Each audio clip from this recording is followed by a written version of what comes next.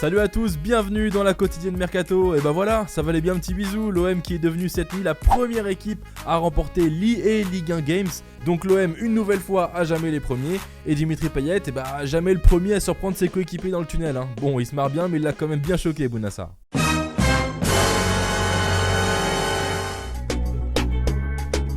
Allez, c'est quasiment officiel, Nabil Fekir va s'engager avec le Betis Séville. Le Lyonnais s'est envolé cet après-midi en Andalousie pour y passer sa visite médicale. Le montant du transfert serait estimé à 20 millions d'euros plus 10 millions de bonus avec un pourcentage à la revente de 20%. On vous en parlait la semaine dernière, c'est désormais officiel. Jordan Veretout s'est engagé avec l'AS Roma. Après 2 saisons à la Fiorentina, l'ancien Nantais a signé pour 5 ans avec le club de la capitale italienne.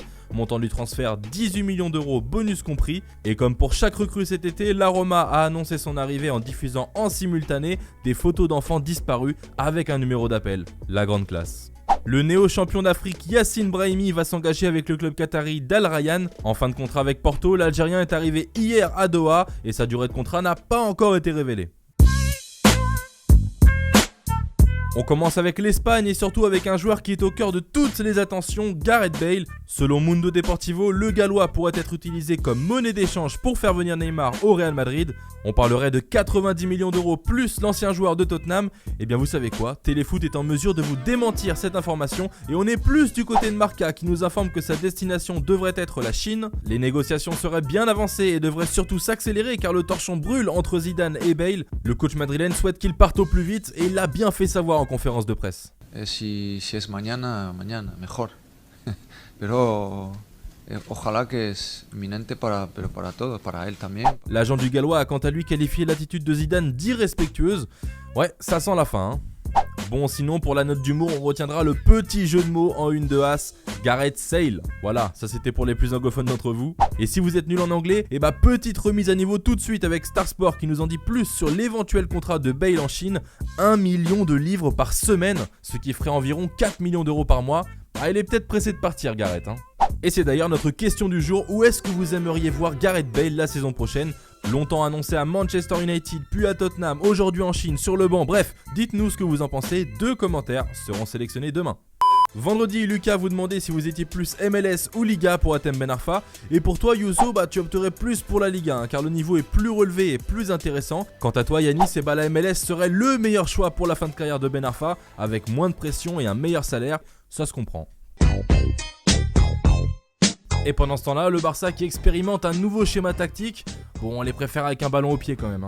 Dentro, atrás, más rápido, izquierda, derecha, fuera, fuera, vale.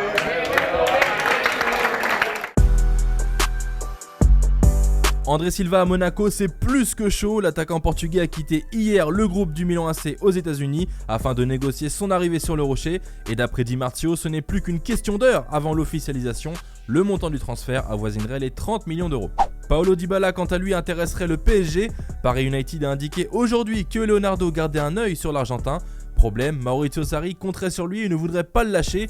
On rappelle que Dybala est encore sous contrat jusqu'en 2022 avec la Juventus, donc son prix devrait en refroidir quelques-uns. Allez, c'est la fin de cette quotidienne Mercato, merci à toutes et à tous de nous avoir suivis. Avant de se quitter, on vous rappelle que le maillot du Sénégal dédicacé par Mbaye Niang était à gagner la semaine dernière et il revient à Mathis Batesti. Voilà, alors félicitations à toi Mathis et puis merci à vous tous car on a franchi le cap des 900 000 abonnés sur la chaîne YouTube. Alors un grand merci pour votre fidélité, mais qu'on se le dise, l'objectif c'est le million. Alors si ce n'est pas déjà fait, on s'abonne et on regarde ce golasso signé Anders Christiansen. Allez, à demain.